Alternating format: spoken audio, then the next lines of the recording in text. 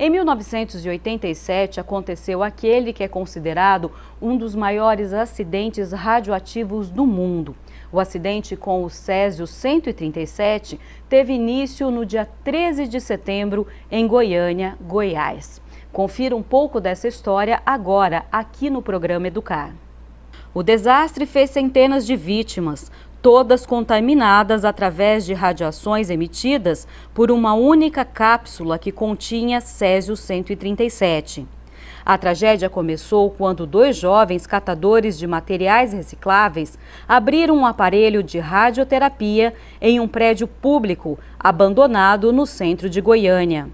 Eles pensavam em retirar o chumbo e o metal para vender e ignoravam que dentro do equipamento havia uma cápsula contendo Césio-137, um metal radioativo. Leigos no assunto, eles não tinham a mínima noção do que era aquela máquina e do que ela continha em seu interior. Após retirarem as peças de seu interesse, venderam o restante para o dono de um ferro velho.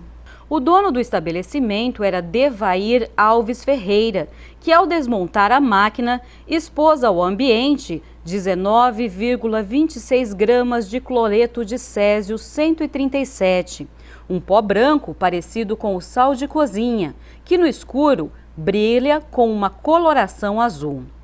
Ele se encantou com o brilho azul emitido pela substância e resolveu exibir o achado a seus familiares, amigos e parte da vizinhança. Todos acreditavam estar diante de algo sobrenatural e alguns até levaram amostras para casa.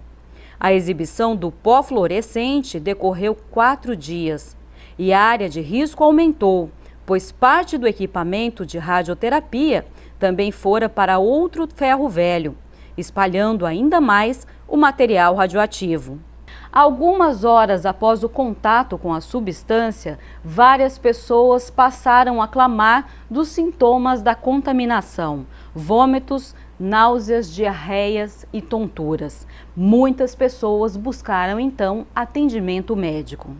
Como ninguém fazia ideia do que estava ocorrendo, tais enfermos foram medicados como portadores de uma doença contagiosa.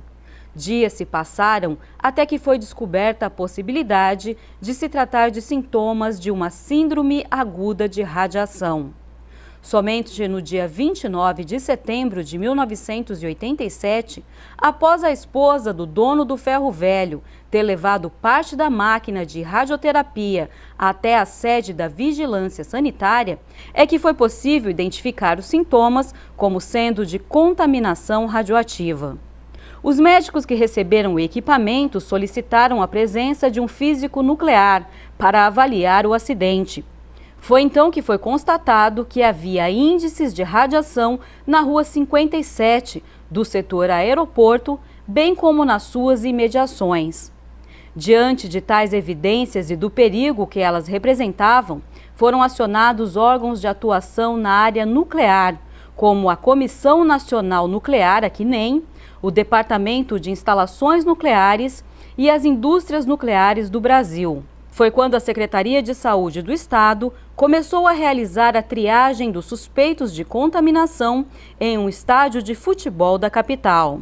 As pessoas tomaram então um quelante denominado azul da Prússia. A substância elimina os efeitos da radiação, eliminando as partículas de césio do organismo através da urina e das fezes. As remediações não foram suficientes para evitar que alguns pacientes viessem a óbito.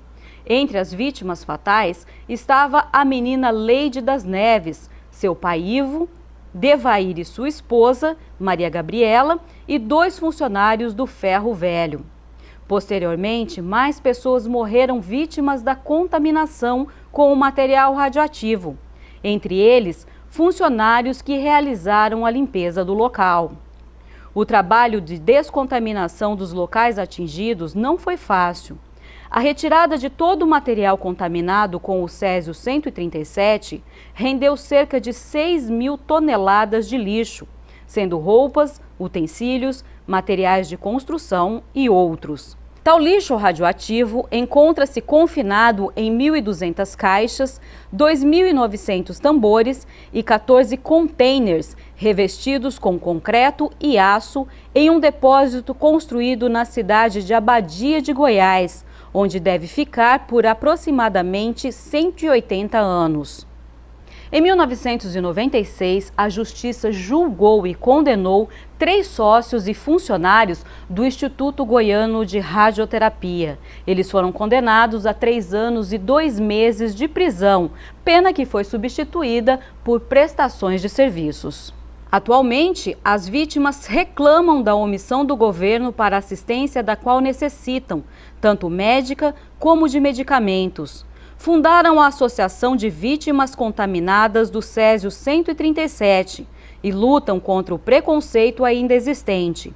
O acidente com o Césio 137 foi o maior acidente radioativo do Brasil e o maior do mundo ocorrido fora das usinas nucleares. Neste programa Educar, falamos sobre o acidente com o Césio 137 ocorrido em Goiânia. No próximo programa, vamos falar sobre o acidente na usina nuclear de Chernobyl. Eu fico por aqui, mas a gente volta a se encontrar aqui na programação TVB. Até a próxima!